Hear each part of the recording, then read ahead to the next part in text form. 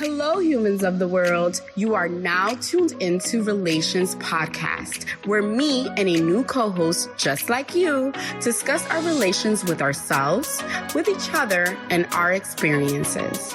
Are we ready to break the cycles? You know, the ones that live within our learned behaviors. Have you noticed the decisions you make subconsciously? The ones that lead you right back to where you started? Let's take on the healing journey together. Get on this PJ of unconventional conversations and let's travel all the way through our lineage. Then let's break the cycles link by link. Ready? Let's do this. Hello, hello, hello. Welcome to Relations. Hello, humans of the world.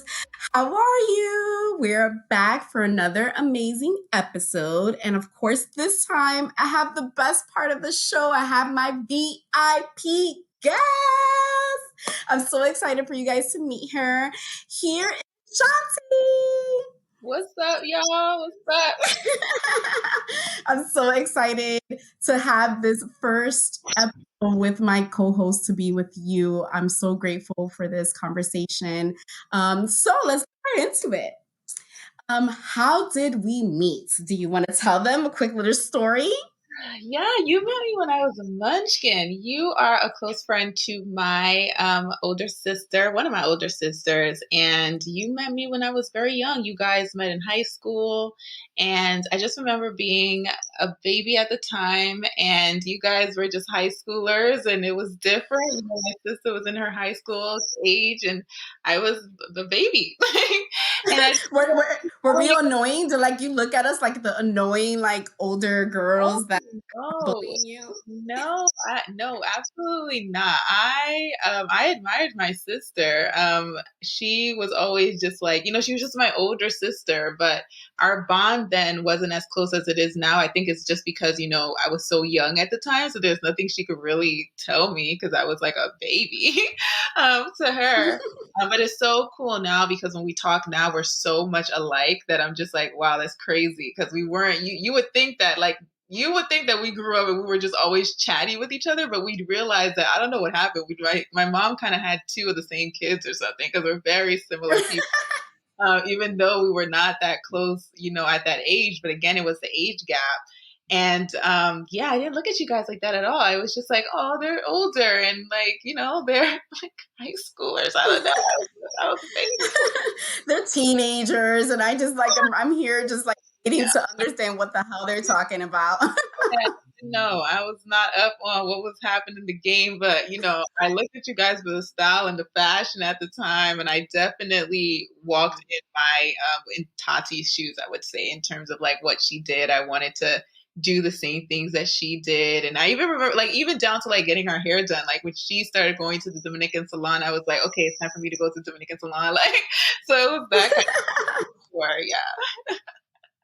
So it's like you're almost like the blueprint, like you're seeing someone creating the blueprint for you. As older siblings, you know, we didn't have that. So a lot of the things we were doing for the first time, I know Tatiana did because you guys have an older sister, older than her. But I didn't have like someone older to like direct me. So I know I was corny for a while because I just didn't have guidance. But it's so amazing to have someone to like look at to give you like, you know, the pathway. So I'm sure that's super exciting. And I feel like I transitioned with you because I don't remember that little girl anymore. I see you as this like grown adult, sophisticated like lady that I can't even tap into like the little girl that was in the room just hearing us being weird and wild. So it's so interesting how life transitions and it moves forward. Yes, absolutely. So I'm excited for this conversation. I think this is a great conversation for this time. And it's definitely something I've thought a lot about, and it's something I've been working on for years in my life. So I'm so excited to have this healing conversation with you. Today's topic is people pleasing and its impacts. And the title is Good People Please Others. Now, this season is about unlearning and all the things we have unlearned. And so I want to kind of start off with the 3 keywords that we'll be using to define everything that we're thinking about in this episode. And this is according to Webster's Dictionary of 1828. The first word is agreeable. Agreeable is suitable, conformable, correspondent, consistent with, pleasing either to the mind or senses. The second word is pleasing, gratifying, exciting, agreeable sensations or emotions in. And accommodate is to fit, adapt, or make suitable, supply with convenience. So we associate agreeability to being pleasant and a form of connections to others. The traits of people pleasing are learned and practiced so much that it becomes part of our character. They say it takes 21 days to build a habit, but way longer to break it. So how do you describe your agreeable nature? Yeah, I think that, as a kid, I was always just very reserved and quiet. And I also don't find I don't like conflict. And so I think that too kind of moved me more to the direction of I don't want to disagree with someone because I don't want the conflict of disagreeing. And I don't think I ever really, it wasn't more so of I need to necessarily go along with what everyone else was doing. I think I always, when I felt uncomfortable, I just kind of carved out my role and just moved out. I was just all right, I'm not going to do this. So I'm just going to move. I'm out. Peace. I'm not gonna go. So that was always my energy. But it just created this thing for me where I think that I just didn't stick up for myself as much, or I didn't feel the need to really have these. I think it just backed or decreased my energy to have conversations with people who I felt were gonna just bring me down if I just didn't agree. And so I think that did limit some of my conversations with folks, because it was just if you're gonna take me down a road where this disagreement is just gonna be contentious, or it's just gonna be a bunch of arguing and screaming back and forth, I just don't have time. So I'm just gonna walk away from it. And I always find that it just created a barrier for me, I think, just in terms of, again, connecting to people who I felt that were going to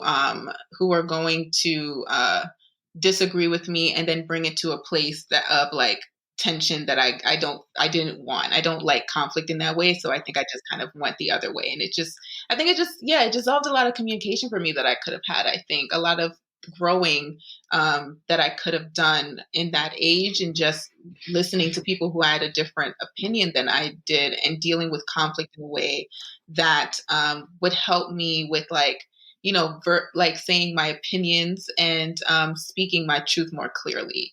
But I backed down from those things a lot. And I just went the other way. For me, it was I just didn't deal with it. It wasn't more conforming, but it was more of okay, I'm just not going to deal with this.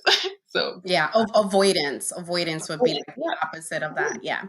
And I was actually, sidebar, I just took a test yesterday to find your attachment trait or your attachment behavior. Yeah. Oh my God, I'm gonna send it to you. So valuable. And I was in between dismissive and avoidant.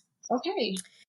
And I think it describes so much, and it has four different types. I think it's dismissive, avoidant, gosh, I forgot, reliable, something like that. There's four of them. I'm going to send it to you. It was really, really good. But either way, I think, so I'm opposite from you. I grew up, and they say a lot of these attachment styles are based on the inner child, or the person that we were as children. And however we were nurtured by our parents develop our availability in our forms of attachment, which is so interesting. So spot on. Yeah. So the avoidance part, I relate to you now as an adult, but when I was a kid, or when I was growing up in my teenage years, because of my empathic character, it came off as combative, but I just cared too much. So it was almost I want to shake the things that I see in you that you are not able to see in you. Gotcha. You know what I mean? And so it only was with people I really cared about. I wasn't really combative with people I wasn't really close friends with, or people I didn't care about, right? Because it's well, I mean, I don't know you like that, so I don't really, why am I invest the time in, having confrontation with you? Yeah. I confront things with the people that I care about, because I care about your well-being. That's the way how I thought about it. And so I was the confrontation queen, according to the masses, right? To my friends, because I faced everything. Like, I wanted to talk about every issue we had. I wanted to like address everything head on. I'm like, we're friends. Like, this is what we're supposed to do. We're supposed to help each other grow. We're supposed to help each other learn things. Like, come on, let's like do this, but not to be like, let's fight. It was more of like, let's heal. Let's be vulnerable with each other. Like, you're my friend. So this is the person that I want to do it with. Mm-hmm. So I think it has like a negative, I think confrontation has like this negative tone to it, but I think that people really misunderstand it. I think confrontation it can be very healthy when approached in a healthy way, as long as it's not combative, but more confrontate, like as you're saying, just communicating effectively. So when you think about like what these characteristics that you would have, like what would be like the characteristics of people who are pleasing? I think that I think avoidant is a good word for it. I think that also maybe someone who's just willing to it may not be willing, but like you just bend a little bit more in order to kind of make everyone else feel more comfortable. I think that you have if I'm thinking of the person as a person who has maybe more of like a smaller, space or demeanor, like their energy is a little bit more into themselves. It might be more of an introverted person kind of trait. I don't want to like give it to one person other than the other, because I'm sure introverts too. But in my mind, I would think that it's someone who's a little bit more introverted, somebody who's a little bit more like to themselves, and again, someone who's not willing to really get into a lot of conflict. Someone who's willing to just bend a little bit more and just kind of like just not really into going back and forth and maybe having a disagreement in that way. So those are the things that I kind of think about. And they're probably somebody who's a bit more reserved, probably somebody who's a bit more quiet. Those are the things I think of. Yeah, you are spot on. I ran across this meme, and it outlined all the different characteristics of people pleasing. So one was pretend to agree with people, try to blend in, not call people out on bad behaviors, not stick to boundaries, care about others' feelings over your own, and withhold critical parts of your story or your personality. Yeah. And it was so spot on. And like that last one, I don't know which one the most, but that last one hit me, because I'm like, gosh, I realized I withhold a lot of critical parts of my story, of my personality with the people that I know, because I don't want to ruffle feathers. So for instance, if I know one of my friends is really, I don't know, she's really like self-conscious about her hair. If I'm having a good hair day, and I'm talking to her, I would purposely withhold sharing my hair experience in that moment, because I don't want to trigger her. Got you. And it's so exhausting to do that, because it's almost like a lot of the times I find myself like examining what I'm going to say depending on the person that I'm speaking to. Yeah. Especially with a friend, because I'm just like, okay, well, this person doesn't really, this will trigger them, so let me not say that. Or I'm trying not to hurt them, so let me not say that. And then like, I'm exhausted by the time I'm done with the conversation. I've definitely had relationships like that before. They weren't fun. They were very exhausting to me too. And I'm already a person who I have a limited amount of energy to give out. So for me, it's like, okay, 1, 2, 3 times. Okay, I'm done. I gotta clock out. So no, I definitely agree with that part. And I think, but in general, I will say I am a person that withholds a lot of who I am, because I think it's more of a protective trait for me. Like, I think that I think that I don't lead with a very trusting heart. Like, I'm very much the person who's just like, what's going on? Like, very, I don't trust anything, like fully trust in anything. I'm the person in the room that's just like, I don't know. And I do go with my gut, because my gut has been pretty spot on. There's not a person that I would say that my gut told me like, I don't know about this one. Like, and I was wrong about it. Like, it hasn't failed me. So I think that I do trust that feeling in me. But I will say that instead of, I guess, putting those people into a group of people who I can't connect with. I think that the way that I've transformed in my life is that I feel like I can connect to those people. They don't have to be my best friends, and I like my circle to be kind of close knit anyway. It's been what's worked for me the best, but it doesn't mean that I have to like put them off into another group and not like speak to them or associate with them or whatever the case may be. Like I can have a conversation now, and I think that is what I had to like learn to get out of like if we don't agree, or if you're someone who I don't think I'm going to get along with, or the feeling's just not right, I just need to completely disconnect you from the way that I live my life. And that doesn't need to be the case. I think that you can find a way to connect with someone and talk to somebody, even if it is something that you disagree about. It just has to be in a way that I think is respectful. But I will bow out if I feel disrespected. If I feel disrespected, then I will tell you, and I will still exit. I won't stay in that. Yeah. Facts. As you should. Perfect segue. Where do you learn, or where did you learn to be accommodating to others?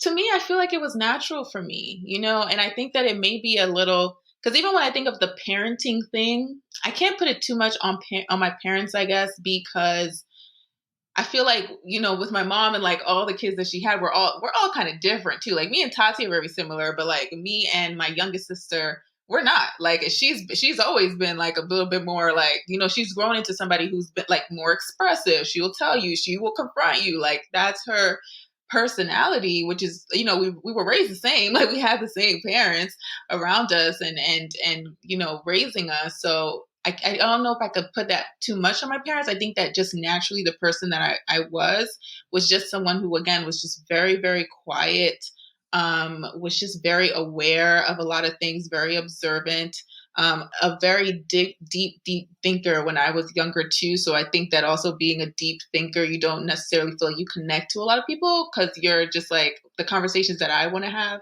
are much deeper than anything that I think people are really willing to talk about. And a lot of things can be ready, and that kind of bores me. So, so even to that part, it was kind of just like engaging in these conversations. So yeah. kind of that, but I think I always had it. Yeah, I think it was just the nature of who I was as a kid, and there was nothing that happened that maybe made me more quiet. I just remember being this way for a very long time. But of course, to the people who I'm closest with, they're going to get a lot more out of me. They're going to get a lot more of who I am and, what I really stand for, and speaking in depth about things. And that was more of a natural thing. I think that it's just kind of naturally being the unique person that I am. It was just kind of uniquely who I was, honestly. It was. Yeah. Yeah. I agree with you on that. I think your character has a lot to do with just who you were born to be. And your parenting does play a part into like, the way that you deal with things. But at the end of the day, who you are is who God made you to be. Like there's no reconforming that into being anything else. I know I definitely remember growing up and kind of trying to be toned down a little bit. So it's like, oh no, you're too outspoken or you're too confrontational, right? And it was just like, stop, like be more accommodating. Mm. So I remember feeling like the way I naturally was needed to be adjusted so that it could be more conformed with like what makes people more comfortable. Yeah. So I think our environments, that plays a huge part. Like, what do you think about that? Yeah. And some people can bring more out of you. I think the first time where I was really, I guess, challenged on how quiet I was is that, like, when I was in high school, I was a person, like me and my little group of friends, we were like we were like the smart, geeky kids. Like, we just kind of had our little corner and we were very just quiet into ourselves. And, but we knew a lot and we would ace all of the exams. And one time we just had this teacher who, she was just like, hey, just stay after class one day. And she was just like, you guys always ace the exam, but you never participate. Like, you just never participate in class. You never raise your hand. I know that you know the answer. You just won't participate. And I think that you should. I really think that you should try to participate. And I want to hear your voices. I want to hear you answer the question. I know that you got it because you aced the test. But I really think that you guys to speak up a little bit more. And I think that she, at the time, of course, you're just thinking like, okay, she wants us to speak up for the class, but it really did help in terms of helping us just speak up more for ourselves, because it was just like, oh, I should use my voice to like speak up and not always be like, again, afraid of like, I don't know what I was afraid of to speak up. I think it's just a thing where you're just like, oh, you don't want to be the person to like raise your hand in class. And then I feel like you always have that thing where there's some people in class who are going to be the people who participate and they raise their hand. They don't care if they're right or wrong. They don't care. And then you just have the people who are just like, oh, I want to raise my hand. I don't know. Just don't want to do it. And she just really pulled that out of me. And she just saw that like, that may be something that is a hindrance in their lives. And we needed to pull that out a little bit more. We didn't jump all the way in it. I wasn't raising my hand every day, but I did try to like incorporate what she said, because I really did admire her. So yeah, it was definitely one of those teaching moments that I had in my life to bring a little bit more of my perspective out. And I think it was something that helped me understand that I didn't always need to be quiet, and that I could state my opinions, and that I could disagree with people. It's just a way of speaking to people. Definitely. So those things. Yeah, she almost made you like aware of it. Like the awareness was like enough to make you now think about it. Yes. So yeah, sure. That's so dope. So some people will say people pleasers are selfish because although they may appear compassionate, they are just avoiding confrontation. Now, I know you already kind of touched a little bit about this, but what do you think about that in general and what people say? I mean, I think with anything, it can go to a point that is not good. Because I've even heard that about being an empath. Like I hear that a lot too. People are like, I'm an empath. But I've also heard that criticism of being an empath, like, oh, you're not, it's not that you really care. It's that there's just this selfish part of you that almost brings it into yourself, and it's not really about other people. So I think with any form of these kind of like descriptions of who we are as people, there is a point to that when you're way too much of it, that can be that way, that can come off that way, right? And so I don't necessarily disagree with it. I think that it's almost like a spectrum, and you got to learn how to like bring yourself kind of not so deep in it that you are to that point, that you're really just a person who doesn't like to talk because you don't want to confront anyone, because that can be destructive for you, not being able to confront issues and confront problems. That is something that you need to build. It's a behavior that you do need to work at, because there's many ways that can go in a direction that's not good, right? And so I think everything has a spectrum. And so definitely I don't disagree, but I think that it's a spectrum, and you kind of gotta, throughout your life, I think you learn, at least I would hope most of us can learn how to balance that and pull ourselves back if we are kind of too far deep on that end of that spectrum, I think. What do you think? Yeah. I think, being a little selfish with your peace is not bad. I think even selfishness is a spectrum, right? I think that we always think about like caring about your own needs, and like, it's not always about other people. Like sometimes it may make me feel good to give a sandwich to a homeless person. Like, why is that bad? They're eating, and I feel like I did something good. We're both happy. Like, why is that a bad thing? Yeah, I agree with that. So I think it's just those, again, the confrontation, selfishness, like all these words that are said to be negative are really not. Like, I just think that we're just using them in extreme natures, and that's why it's received that way. But I don't think there's anything wrong with it. Yeah, I think that you explained that really well. I think that especially with a lot of these terms, that's a great way to put it. I think we automatically think of the extreme of what those situations are, but I think a lot more people live in a balance. I think a lot more people live somewhere in the middle of those things, and not to the complete ends of them, but we take it there in our society for some reason. We're so dramatic sometimes. It's like, we love the drama. It's really not there. And I agree with that. I think there is room to be selfish. And I think sometimes there is a little selfishness in there. And I don't think that's a bad thing. I think that sometimes that could, like you said, be a benefit. But we use it in a way that's just like, you're selfish. It's like, I don't only think about myself, but like sometimes it's okay to put a little bit of me in there. It's all right.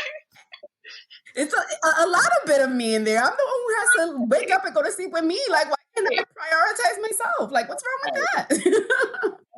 I hear that. So what are some techniques that you are using to unlearn people pleasing?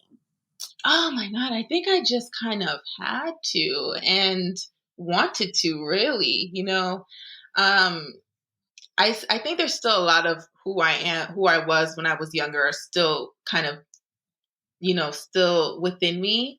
But I think that as much as I wanted to, be a bit more social and connect with more people, I knew that that was something that I would have to work on. But I think the way that I always try to lead discussions with people is that I don't necessarily believe that things have to be an argument or have to come to a place of disrespect. I think that even if I'm going to critique you, I think that there's a way to do that without hurting you. Like I do. I think some people maybe lead with like the hurt and some people will be like, well, you just got to say it. But I'm not a person who believes that. I think that we can think about the words that we use for people to not be so hurtful. Like I don't think that it has to be hurtful. And I don't think that it always has to get to the point where it's just like I either hurt you or that's it because I want to tell you the truth. It's like, no, there's ways to like break that down for folks or ways to say it that doesn't necessarily need to be harsh in tone. Sometimes it does. I'm not saying that there's never a place for it. I just don't Some people need it. Some people need it. Some people need it. But I think that I just don't lead with that way. I just don't lead to that way. And of course, I've had to be in situations where I'm being a little bit more harsh to really be clear about what a boundary was or something of that nature where I felt, again, disrespected and the boundary was crossed. And now I do have to get a little bit harsh in my tone or how I'm speaking and being and how I'm disagreeing in that way. But I do think, again, I think there's a way to speak to people that doesn't always have to be in that kind of like where the tone has to be aggressive or it has to come off like it's like mean. Or I think there's a way that we can speak to each other, and I think that's also like an exercise in communication with people, because really a lot of times you just find that like it might be something else with that person, or when you're having an argument too, like I've learned that with myself. I'm not a person who's very like this is the absolute it with a lot of things. Like it's just this or it's nothing else. I'm not like that with a lot of things. I'm like that with God. For me, it is God and there's nothing else.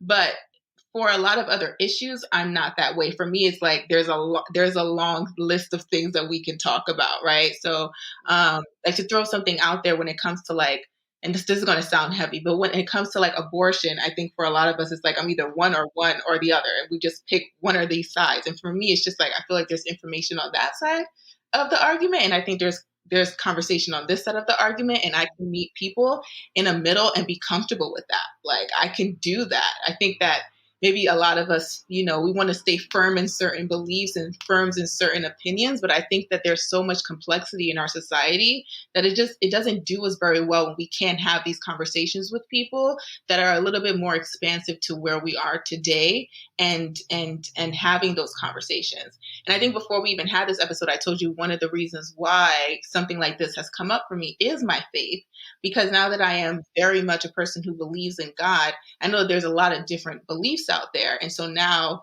as a follower of God in many ways, and in some ways, there are moments where I feel like I do have to like, argue for the reasons why I believe in God. Like, sometimes I'm not even looking for the argument, but people are, like, well, why? Like, what is the reason, when there's all these other things out there, like, why are you trying to tell me that this is the only one? And so I've had to now develop for real this kind of way to converse with people that, again, doesn't come from a place of like, I want it to be the bottom line of I'm right and you're wrong. I think the church has failed us in that way because they haven't found a way to be expansive to people. They've just found a way to be like, this is right, this is wrong, and there's nothing else. Instead of having conversations with people about why would God say this? Why would God say that? What's really in the Bible? How can we really interpret these things? And really encouraging people to like really look at it yourself. I'm always, if I'm right. What is God telling you versus what God is telling me? Because it could be too. I don't think it's necessarily that's completely different. I just think that a lot of people learn God through somebody else. And so they're like contesting that person instead of like, well, just contest God. Like if you got a problem with God, I'd rather you go to God about it instead of take it up with him. Take it up with God. Like, I could just show you the scripture, but you could take that up with the Lord if you want to. Like, that's not my business. That And is so fact. That that's is fact. that's how I feel. And so I think that now, again, before it was, before I was more of just like, it could be anything and anything. So I didn't really need to like necessarily stand up for my faith. But now that I do, I find that I have to flex that muscle a little bit more than I've ever had to before. Because I think a lot of people are just curious when you have like a very definitive idea of what it is at the end of this road of life. I think that a lot more people think about it being more of like, it could just be anything. And I'm just not a person that believes that. So now I have to back that up somehow. So I've had to exercise that a bit more. And yeah, it's been a lesson. It's been, sometimes I come out of those conversations and I'm just like, did I do a good job? Like, what the hell did I do there? Like, I always have to pray after because I'm Did I just like, represent you properly? seriously, I'm like, I hope I ain't saying anything too crazy. Like, I don't know, God. Like, I know I put them back to the scripture, Lord. Just pray over that conversation. I hope I did okay. Like, because I do feel like I'm being judged. Like, like I know God is like, walking with me and like, guiding me through those conversations too. And so, yeah, I've had to flex it a little bit more. But I think that as more as you learn and you have conversations with people, I think what has helped me is that I've always been a person, though, that's been able to see a lot of different perspectives at one time and still hold my own perspective very clearly. I do not think that I have to necessarily believe what you believe, or you necessarily have to believe what I believe, but I can be a person who can meet you somewhere where you're at. And I do think that that is what God is calling his followers to do when we are, I don't want to say ministering because it sounds so like I don't want to give myself that title because that's not where I feel like connecting with people about why you should follow Christ or why God is the answer. I think that God positions people to meet you where you're at, but I think that sometimes as human beings, we can be very hard and we could be very hard lined about certain things, which doesn't help. It doesn't help people sometimes. And I think that also is the thing that gets back in my mind too, is for me, it's about, it's always about helping somebody and creating a connection with somebody. And I don't want to stress either. So I don't feel like I need to create an environment that needs to be like, if it doesn't have to be stressful, in my opinion, it doesn't have to be like, there's no reason why it has to be, so yeah, those are just some of the things that like I think about. I flex a lot more. I exercise it a lot more. I find myself in conversations now that I did not think I would be in. I take that all to God, though. I think that's God inviting conversations in my life to almost help me with like the way that I can defend the scripture. But it's been I was about to say that. I'm like, he's putting this in your path. Yeah. It feels that way. And I was like, all right. I'm like, he's setting you up for this one. Yeah, he is. Like, I was just trying to sit here and eat a sandwich. I don't know what happened. When did I get this conversation, Lord? But it's so really Listen, girl, once you open that door, it's gonna be pouring in. You know how he does. So I know it. I know it.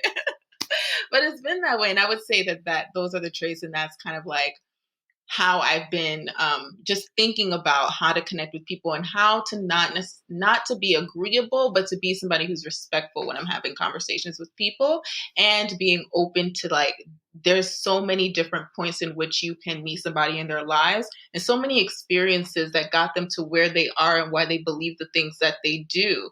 And so for me, especially when I'm having these conversations too, it more stems from a fact of like, can we start from maybe the beginning of why we believe the things that we believe? And if there's any part of that kind of conversation where I can interject something that maybe people don't know or may not have thought about, that maybe God might be able to fill too, because I think that that's part of it. A lot of people don't have a lot of answers to questions that they've had forever.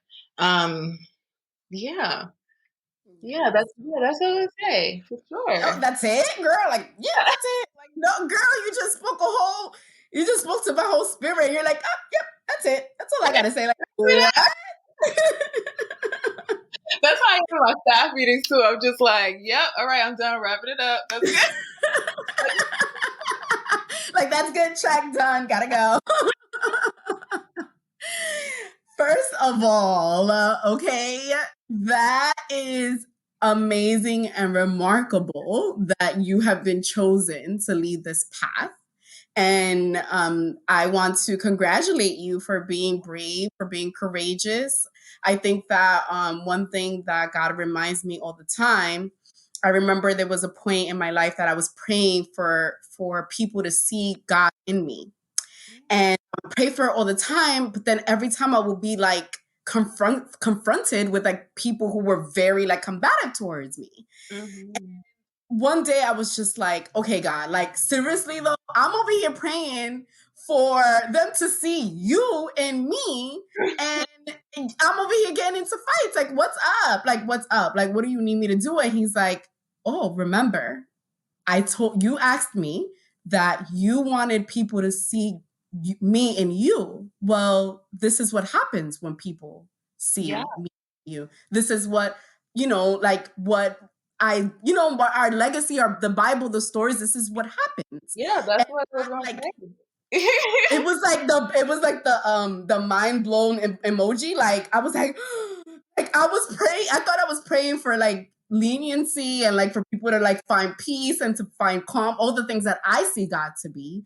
But I forgot that not everyone sees God that way. And I was just like mind blown. I'm like, okay, forget that, scratch that, new prayer. Some of the most dangerous prayers that you can do is to tell God, like, reveal yourself to me, and God, just take it. Like I'm giving myself to you, God. Just bring whatever needs to be brought. It's dangerous prayer. Hey. Don't pray. I was like, ready. Like I was like literally like running and screaming. I was like, what is happening right now? Like, what did I ask for? Like, this was not it. So brave of you for taking on this journey, because I know it's not an easy one. And again, he's aligning you. And I hope that you can see that with him. And you'll see like the words are going to start coming, not even from you, but from him. Like there's going to be that he just starts going, and it's just beautiful. So I love to hear that. Thank you for sharing that. Thank you so much for sharing that. So in closing, I was reading this article, and it was talking about 10 tips that you would give someone to stop people pleasing. So I kind of wanted to read a little excerpt and then give you guys some tips. So the reason people pleasing is not a good trait is because people pleasers spend so much time and effort taking care of others. Unfortunately, they often do not establish good social support for themselves. They also find it hard to give up control and let other people take care of them. While taking care of others is noble and rewarding, it can also be toxic and unhealthy. So 10 tips that I would like to leave everyone with is 1, realize you have a choice. People pleasers often feel like they have to say yes when someone asks for their help, but you don't. 2, set clear boundaries. And follow through with them. People want to see that you're setting boundaries and that you are really sticking to them. 3, don't be scared of the fallout. That's big. 4, set a time limit when you agree to do something. The next one, consider if you're being manipulated. Create a mantra. Say no with conviction. Start small, and don't apologize if it's not your fault. And lastly, realize that you can't be everything to everyone. Mm-hmm. Yes. Yeah. Snap, snap, snaps for that one, right? That was good. That was good. Thank you, Shanti, so much for being here and for this conversation. It was so dope. It was so healing for me. I hope it was for you as well. And thank you everyone for listening, and stay tuned for the after credits. Remember, that's the best part. Laters. Thank you so much for listening. Remember to subscribe and follow on iTunes, Spotify, SoundCloud, and YouTube at Relayshons Podcast via The Diary of MR. M as in Melissa, R as in Rosario. And now, the best part, here are the after credits, a message from my co-host. Woo! All right, guys. I hope that you really enjoyed that episode. I really, really do. And to anyone who's feeling like, it's so hard and they really find themselves backing away when you're having conversations or really feeling that you need to please others and saying yes, I think that you just got to remember, stay true to you, and that there is such a beautiful thing about connecting to people. You don't have to do it in a way that brings and negative feelings. You don't have to do it in a way where it's going to be this feeling of arguments or anger. It doesn't have to be that way. I think that if you lead with love and you lead with respect, you can have conversations with people and still hold your ground, but also hold your boundaries as well. Just make sure that you're putting yourself out there. It's great to learn about people's experiences. I promise you, it builds you too as a character. It gives you a lot of tools that you also need in this journey, in this world, in this experience. So don't back away from it. I would say, and this may be cliche, but lean in a bit to those conversations and have them with people who you feel like, even if you feel like you might disagree. And don't be afraid to say no. I think that no is also a great word, as is yes. And just learn how to use those tools that you have to your disposal in this life. I truly think that God gives us all these things and all these ways to experience life because he wants us to experience life to the fullest of it. And I think that those all are traits that are part of that journey and part of this life that we were given. So use them and flex them. And maybe you will make a mistake. Maybe you will get in a heated argument. That's also okay too. And sometimes those things are needed. So don't be afraid. It's so great to learn about others. It's so great to have conversations with others and lean into it. Do it. Get yourself out of that zone of needing to please others and needing to back away from conversations that you may not feel comfortable talking about. Lean into them, and I think that your experiences will definitely open new doors and opportunities for you to grow as a human being. So yeah, and I hope that you guys enjoyed that. Bye everyone. Ciao.